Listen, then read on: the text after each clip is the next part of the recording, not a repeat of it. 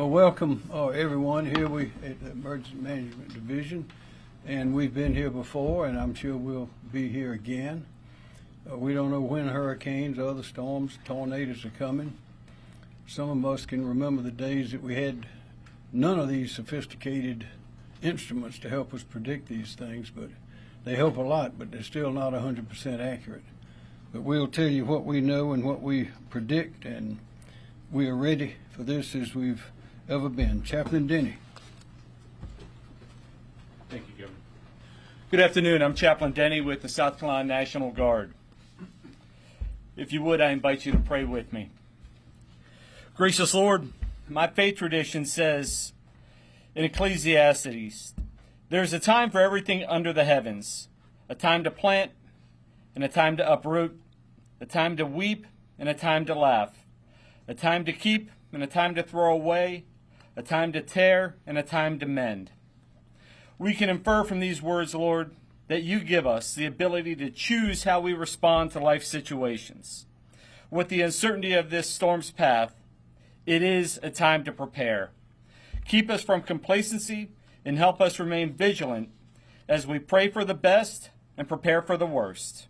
I pray all this in your mighty and precious name, Lord. Amen. Amen.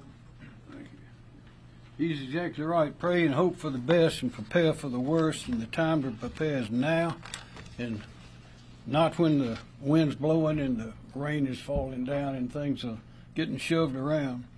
We remember Helene as 1 year ago today, and we remember that it did not go exactly where it was expected to go, and it produced results and damages that many people had not seen before, particularly in the up part of this state and all along the west side. We had pecan trees, groves knocked flat.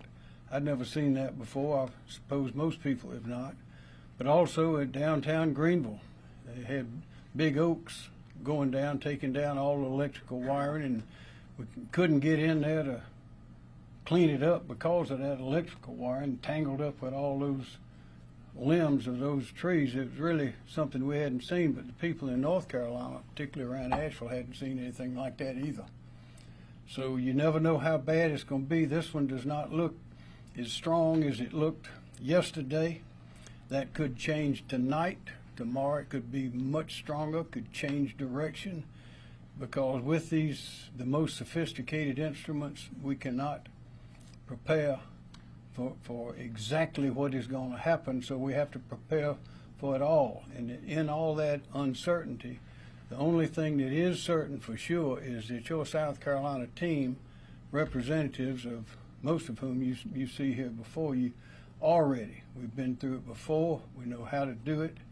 I issued the declaration yesterday, emergency declaration, to allow us. We've already begun putting people in equipment in place, helicopters, aerial resources, people on the highways. The counties are ready. The counties have informed us that they do not believe that we need an evacuation order, a mandatory order, and we agree with that. And so we have no intention of issuing such an order. But don't be misled. That does not mean that you might have big waves. We know that we're going to have high winds. We know that we're going to have a lot of water. We know that we're going to have flooding in parts of the state, maybe some parts that we haven't seen before. But the good news is that the storm probably will stay out in the ocean. But still, a lot of rain, strong winds, and serious flooding is going to happen, and it could happen way up in the Midlands. We don't know where it's going to go. You remember in 2017 with Florence, we had a storm came in that parked over part of the state in North Carolina, and we had water coming down we'd not seen before. And Helene again went to a part of the state that had not seen a hurricane before. That could happen again. We don't think it will, but we hope it does not. That executive order that I issued yesterday cut the red tape. What does that do? That allows all of our equipment, all of our agencies, all of our services to go on and start getting ready ahead of time. We're expecting the federal government to cooperate with us 100%. And again, we do not think that we will have any mandatory. We're not counting on that at all. But I'll leave you with this before we start hearing from Team South Carolina, and that is your neighborhood may have things that you have not seen before. So go ahead and be prepared. Put your important papers to where you can reach them, your pills, your medicines, all of those kind of things. Get prepared for what might happen to your animals. Call you if you're going to move someplace else. Not going to be where you usually are. Tell your friends, family where you're going to be in case someone needs to get in touch with you. And whatever you do, we know we're going to have a lot of rain. Don't drive through standing water. Even if the winds are not strong, that water is always going to be deeper than you think, and we lose a lot of people to drowning. Don't drown, turn around. Don't go through that water. It is pitiful, the deaths that we have had in this state from people who mistakenly, unnecessarily, without caution, drive through standing water they think is only a few inches or maybe a foot deep. Turns out it's deeper than that. Turns out the motor conks out. Then here comes a flash flood, and you have someone maybe on the phone in their vehicle calling for help. None can come, and they drown right there in the vehicle. We've seen that right here in our state. So be careful, be prepared, and the time to prepare is now. And first part of our team will be John Quirello, and I failed to introduce Holly May. Holly, glad to see you again, and your assistant, Larissa Martin. Glad to have you here as well. Thank you. John? Thank you, Governor. As you mentioned, today is the anniversary of Hurricane Helene, and all of us in the National Weather Service continue to think about all the people that suffered some loss from the storm a year ago today. Here to say this is going to be a different storm, different impacts in different areas, but we still need to be prepared, like the Governor was mentioning. Currently, Tropical Depression 9 continues to become better organized and is likely to become Tropical Storm Imelda later today or tonight as it lifts north-northwest across the southwestern Bahamas. The latest National Hurricane Center forecast calls for Imelda strengthening into a hurricane as it passes between the northern Bahamas and the southeastern U.S. coast Monday night and Tuesday. The forecast becomes complex as the system nears South Carolina on Tuesday. Due to its slower movement, which currently Tropical Depression 9 will become more influenced by Hurricane Umberto, a stronger system to the east. The interaction is expected to cause the system to slow down or even briefly stall off the South Carolina coast. How close it gets is still to be determined, and that's going to determine the impact certainly. But we do expect it to slow or stall near the South Carolina coast and then turn east into the Atlantic away from the United States. While less likely, there is still a concern for a South Carolina landfall with some model support for this scenario. So we're still monitoring that potential, and we need people to remain vigilant. Impacts from the wind will be highly track dependent, so residents and visitors along the coast should prepare for tropical storm force winds and even the possibility of hurricane force winds if the system were to track closer to the coast or move inland. Rainfall is expected to be one of the more significant impacts from the system. Scattered to numerous showers and thunderstorms associated with a stalled front could produce locally heavy rainfall through the weekend. Heavier rain bands associated with Tropical Depression 9 could then impact the state Monday through Tuesday night and potentially later into the week if the storm slows down. Latest rainfall forecast shows 6 to 12 inches of rain across the eastern part of the state through the week, with locally higher amounts possible, leading to a significant inland flood threat. We are more confident that the storm will produce impacts along the coast, including significant beach erosion, high surf, and dangerous rip currents. Storm surge flooding is also a concern, especially for vulnerable low-lying coastal locations, even if landfall does not occur. We ask that you please continue to monitor the latest forecast from the National Weather Service and the National Hurricane Center at weather.gov. Thank you. Thank you, John Quirello. Director Kim Stinson, Emergency Management Division. Yes, Kim Stinson, EMD. As this storm approaches South Carolina with probable flood, surge, and wind impacts, it's not just a coastal event. it's a full state of South Carolina event because we can have wind and rain throughout the state based on the impact of the storm. And we've got many areas that are vulnerable to flooding, from our coastal communities back to the inland rivers. Certainly can bring some heavy rainfall that overwhelms our drainage systems and leading to flash floods, especially in the urban areas, which can happen with little or no warning. So if you live in a flood-prone area or a low-lying area, identify higher ground now that you might be able to seek that safety if it's needed. And just a reminder that flooding is the #1 cause of fatalities in tropical storms. And as the governor said, just a little bit of rain, water on the ground can knock somebody over, or also a couple of feet can move a car, and that's happened before. So obviously never driving through those flooded roads. Don't wait until it's too late. If your local authorities encourage you to evacuate selected areas, then you should do that. And there'll be shelters that are opened up for people to go to if they want to seek those shelters. But it's very important to follow the instructions of your local officials, extremely important. Certainly, it's important for all of us to have an emergency plan in place for whatever disaster situation it might impact. And this situation is no different. We all need to be our own emergency managers. So residents should review their safety plans and consider actions taken in advance of the storm. And the governor's already talked about some of these, but certainly having enough bottled water and non-perishable food to sustain the family for at least 3 days. Having the weather radio and the flashlight, extra batteries and chargers, and knowing where your important documents are, as the governor said, such as your birth certificates and insurance policies, in the event that you have to evacuate your home.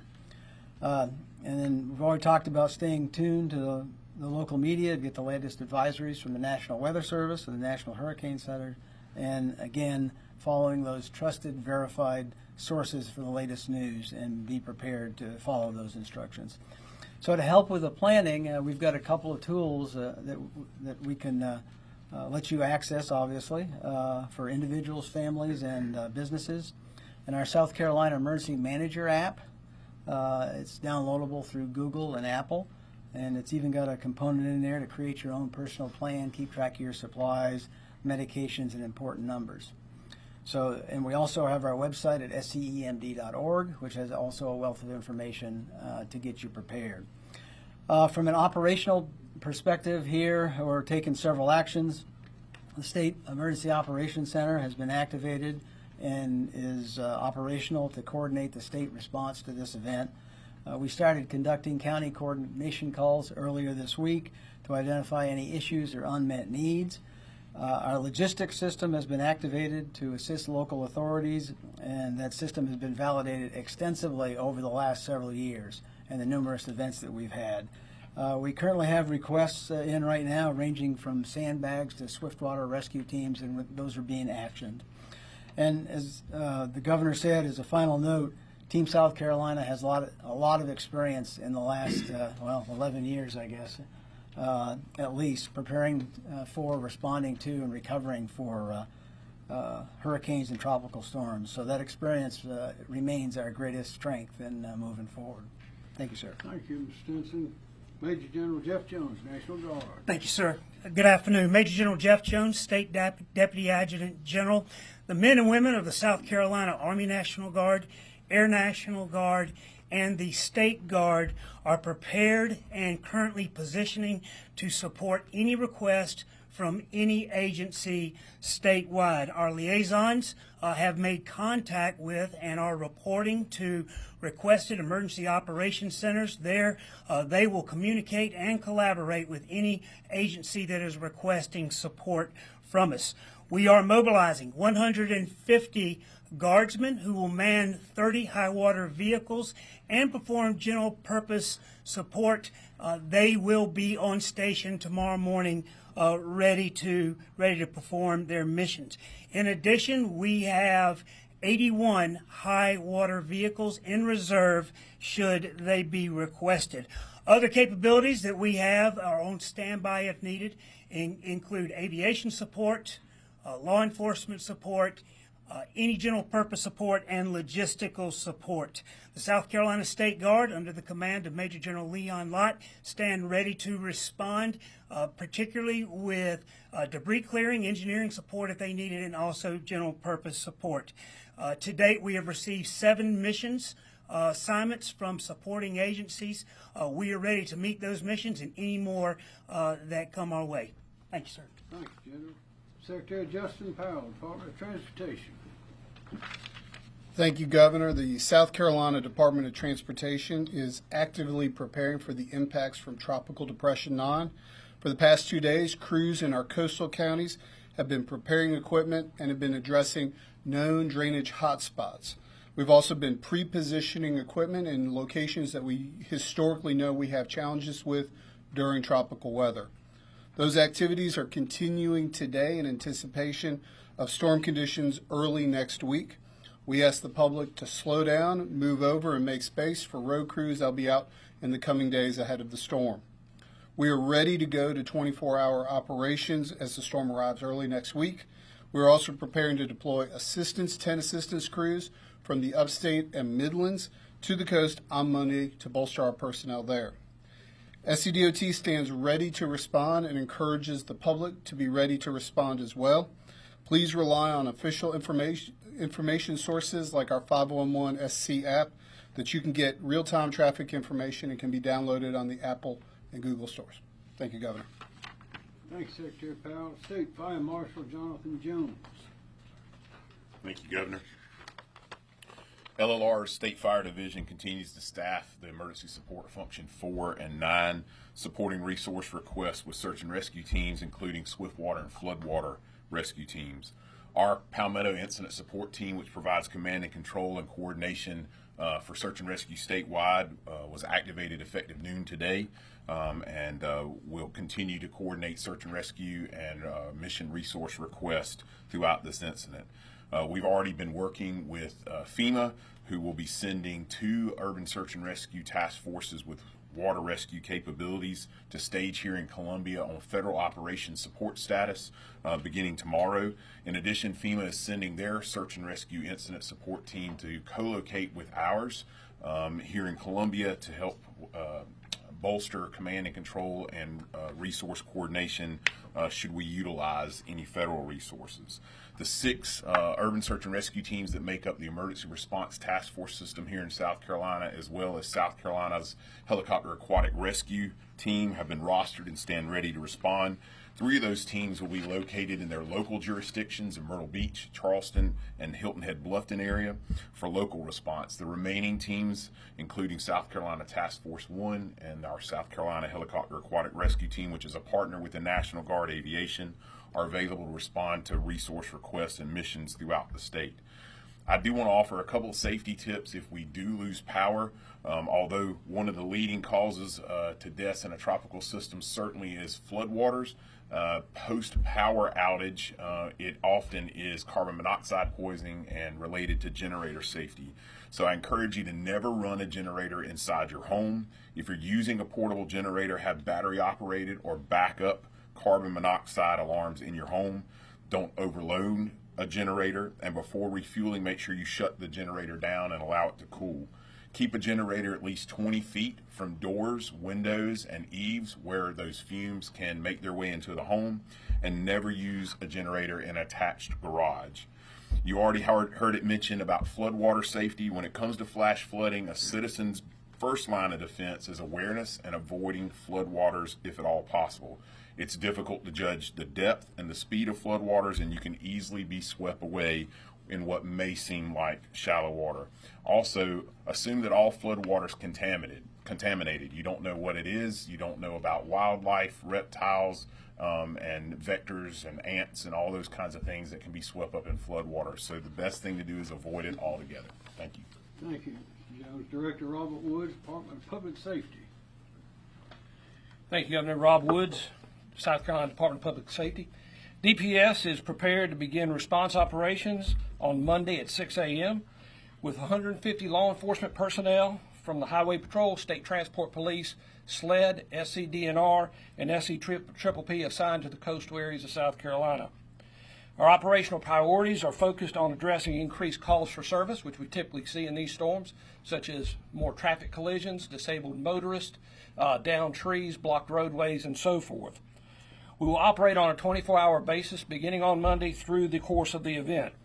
As has already been mentioned but can't be emphasized enough, to the public, please be reminded to avoid travel during hazardous weather, and particularly to avoid roadways that are blocked by downed trees, downed power lines, or that are flooded. Thank you, Governor. Thanks, sir. Robert Woods. Myra Reese, Department of Environmental Services. Thank you, Governor. Good afternoon. Myra Reese, Director, Department of Environmental Services. The Department of Environmental Services is continuing to work very closely with the Governor's Office and all of our fellow state agencies as South Carolina prepares for potential severe weather and heavy rainfall.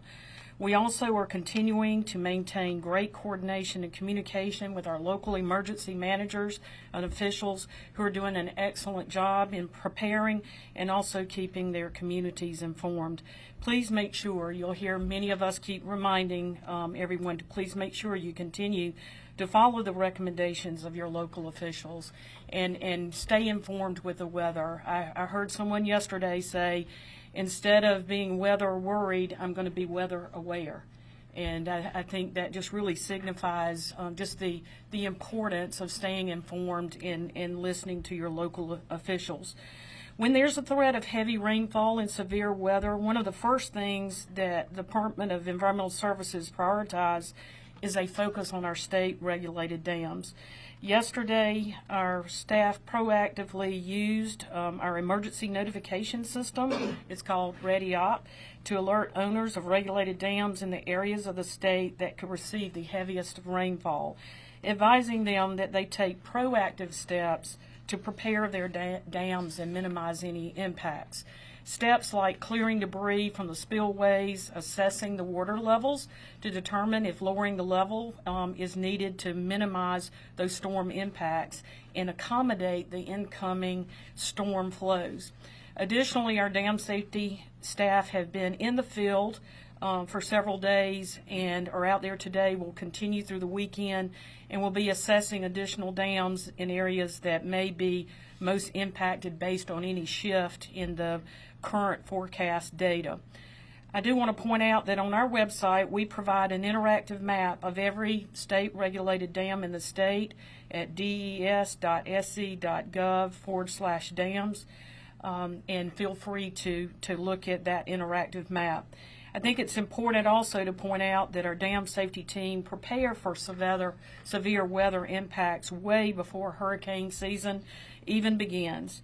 Back in May, we began a pre-seasonal boot camp of our state's regulated dams to have a current awareness of dam conditions throughout the state, having communications with our dam owners. This keeps us informed and prepares us for when severe weather that does threaten our state so that we can help dam owners take any necessary proactive measures. In preparing for any potential storm impacts along the coast, our Bureau of Coastal Management has prepared data for structures within our beachfront jurisdiction in case we need to deploy staff to perform post-storm damage assessments. And our coastal program has also prepared templates for issuing emergency orders and emergency general permits if it's needed that would allow for sandbagging and marine debris removal.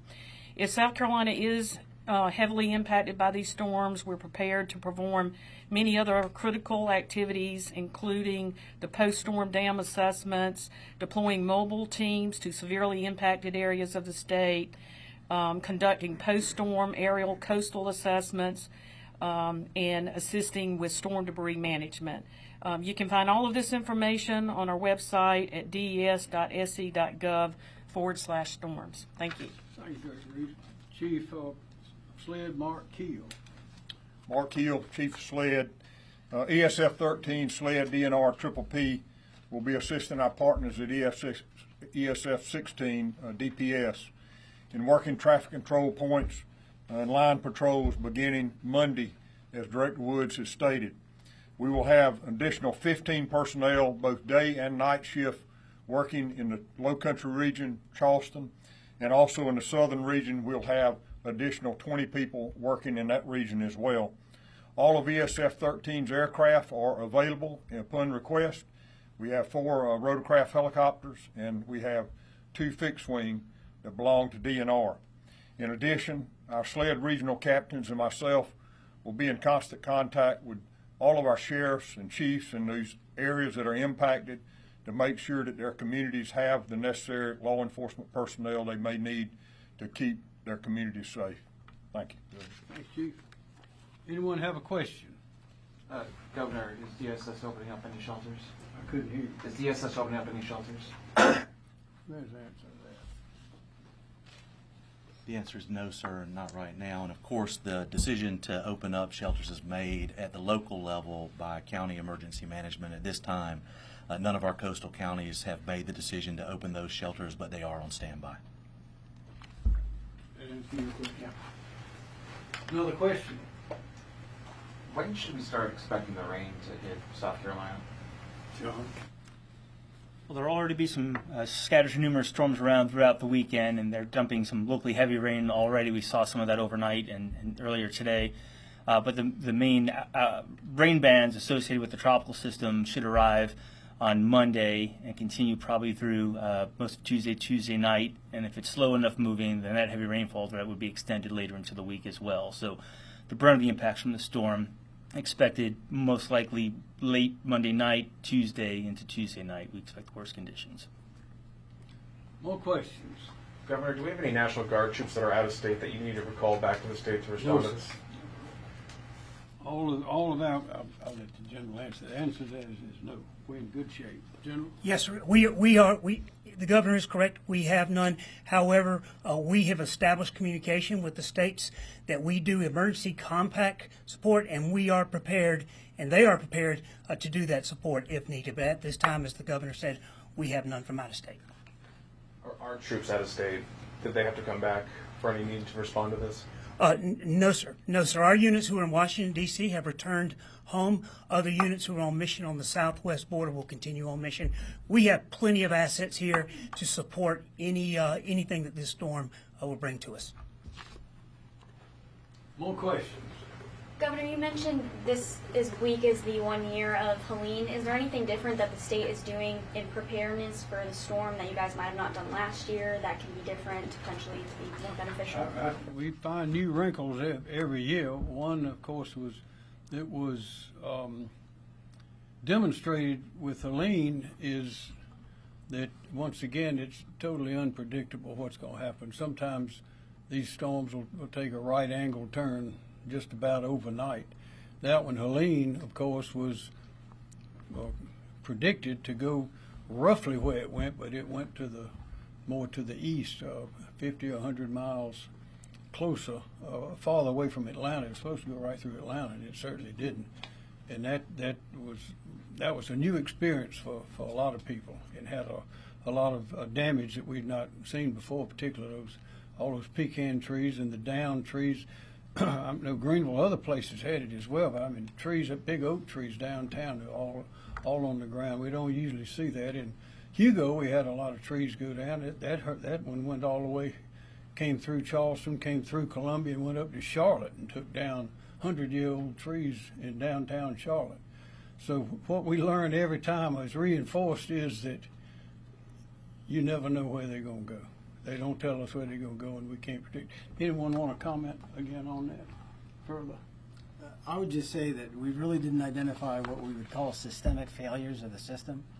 But there's always, as the governor says, there's always areas that we can do better, sometimes in terms of sheltering and feeding. And then one lesson learned last year, and maybe Director Bates wants to talk about it, but I'll mention it, is that we found that we needed closer coordination between local authorities and the utilities. And as the governor mentioned, they had entangled debris and electric lines, and wanted to make sure those lines were not live. And so that's actually taking place right now. There's some better coordination with that. Comment? Thank you, Director Stinson. One thing the governor says frequently is communication, collaboration, cooperation. So I don't know that that's necessarily new, but out of Helene, we really established some really strong communication, collaboration, and cooperation channels. And in fact, for the past week and a half, I've been talking with utility partners, and they're well prepared for the storm. More questions? Director Bates can stay up there.